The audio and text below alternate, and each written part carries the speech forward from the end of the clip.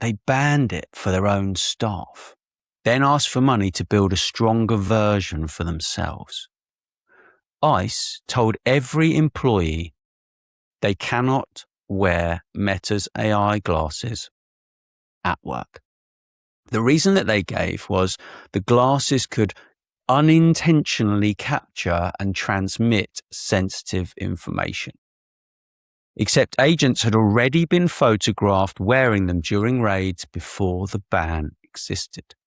And in that same window, DHS, Department of Homeland Security, asked for $7.5 million to build its own biometric version. Not stop using the capability of these devices to build a better one in-house. This is not a story about one policy memo. It's a story about what the device behind that memo can actually do. Meta quietly built facial recognition code into the companion app for these glasses. Code that could turn a stranger's face into a unique biometric identifier. And researchers at the EFF found it through code analysis, not a leak, just reading what Meta had shipped. Under pressure from people, Meta pulled it. Separately, Meta had been developing a feature called NameTag. Look at a stranger, the AI tells you who they are. That's just freaky, right? 75 privacy organizations, including the ACLU and the EFF, demanded Meta scrap it. And they did. Meta shelved it. So on paper, that could be the end of the story, but feature found, feature pulled, system working as intended. Here is why it is not. 2 students at Harvard built the exact same capacity themselves for free over one weekend.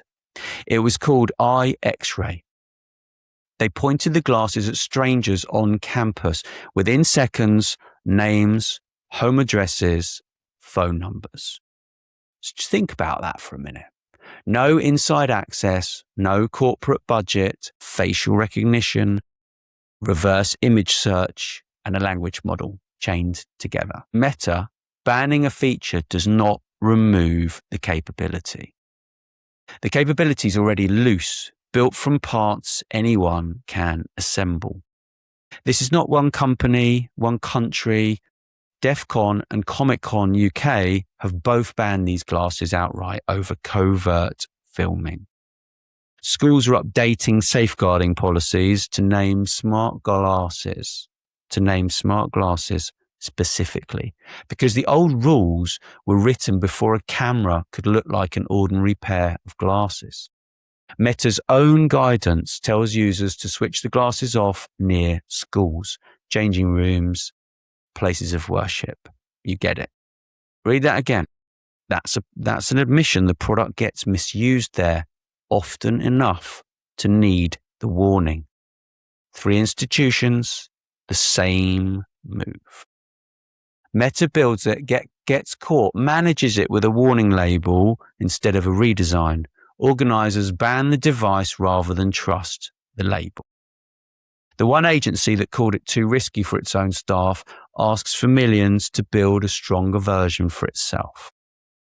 Here is the honest part. I actually want to sit in this for a little minute, not rush past it. Most people who buy these glasses will never misuse them. That was never the claim. If you pictured your neighbor secretly identifying you at the supermarket, that's not the story. This story is what becomes possible once a capability like this exists in a consumer device at scale, regardless of how many people use it responsibly. 2 students proved the pipeline was trivial. Public tools, a weekend, created this free device, free capability.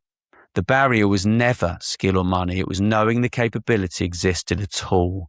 Not because DHS is uniquely villainous, because the guardrail against misuse is racing to acquire a stronger version of the exact thing it called too dangerous for us, for its own staff too. If you lead people or build anything that touches other people's data, this is the pattern to file away in your brain, not the glasses. Capability arrives before policy, always. By the time a rule bans something, the capability has already been proven, copied, and quietly acquired by someone with a bigger budget than the people the rule was meant to protect. The real question is never will this be misused. It is when the next capability like this appears, who notices first and who is still reading the memo after the decision was already made. So, when the agency that called this too risky for its own staff asks for millions to build a stronger version, that's not paranoia, right? That is a live example of the pattern to watch for everything else before it reaches your desk with a memo attached and it connects to something bigger than glasses. Whatever you're going through here, I feel it too, trying to stay sharp when you cannot tell who wrote anything, who built anything and why, when you cannot trust what you read and you cannot trust what a company tells you it turned off. Want more? Get the real story. That is exactly why I worked with Stephen J. Manning to create Monday Influencer, the antidote to copy and paste AI information. Real education from real experts, expert audio, a weekly digest, and a mentor bot built for people who want the truth, not the algorithm's version of it. Subscribe to Monday Influencer. The link is in the description.